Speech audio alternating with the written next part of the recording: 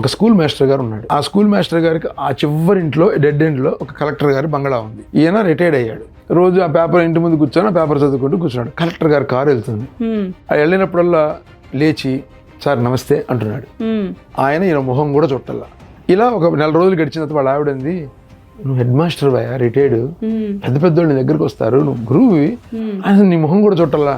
ఏమే చూసినా చూడకపోయినా కలెక్టర్ అంటే మన జిల్లాకి మొదటి మనిషి, పెద్ద వ్యక్తి, మనం గౌరవించాలి, మన బాధ్యత. చూడకపోవడం ఆయన ఇష్టం అన్నట్ట. ఇలా 2-3 నెలలు గడిచిన తర్వాత 6 నెలలు డ్రైవర్ చెప్పాట ఆయనకి, సార్ మీరు చూసారో లేదో ఆయన పెద్ద హెడ్ మాస్టర్ గారు సార్, ఆయనకి పెద్ద పెద్ద అవార్డులు కూడా వచ్చినాయి. అలాంటి ఆయన రోజు దిగి మీరు వచ్చినప్పుడల్లా పోయేటప్పుడు బయట ఉంటే మాత్రం విష్ చేస్తున్నాడు సార్ అన్నట్టు. ఆయన ఆశ్చర్యపోయి ఒకరోజు చూసి అని వెళ్ళిపోయాట చెయ్యూపి. ఒక 15-20 రోజులు గడిచిన తర్వాత ఒక్క సెకండ్ కారు ఆపి అద్దం దింపి, మేషారు బాగున్నారా అన్నట్ట. 6 నెలల సంవత్సరం గడిచేటప్పటికి కారు ఆపి అరుగు మీద కూర్చొని అలా ఆవిడ కాఫీ తెచ్చిచ్చేదట. ఇద్దరు టీయో కాఫీయో తాగి 10 నిమిషాలు మాట్లాడి వెళ్ళిపోయేవాట. ఇలా అయిపోయిన తర్వాత ఒక సంవత్సరం తర్వాత ఈయనకి కలెక్టర్ ఆఫీస్లో పని పడ్డది.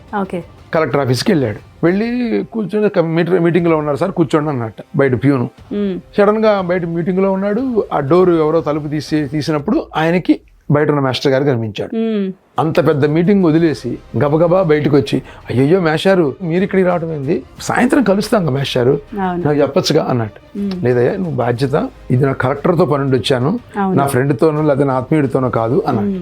అట్లా లేదు మాస్టర్ గారు, మీరు నాకు అన్ని, నేను మీకు అన్ని, కాబట్టి మీకు నాకు మధ్య వేరే లెవెల్ ఉంది ఇప్పుడు, సో అదేం లేదు, మీరు వెళ్ళిపోండి, నేను సాయంత్రం మాట్లాడతాను. ఆ పేపర్ తీసుకొని పంపించేసేట. మనిషి అయినా దేవుడైనా నువ్వు రోజు కనిపిస్తేనే నీతో రిలేషన్ వస్తుంది, అంతే కదా. ఆ రిలేషన్ పెట్టుకోవటమే పూజ, రిలేషన్ పెట్టుకోవటమే రోజు పెట్టే దండం, ఆయనతో కూర్చొని పెట్టే మీటింగే ఈ పూజ.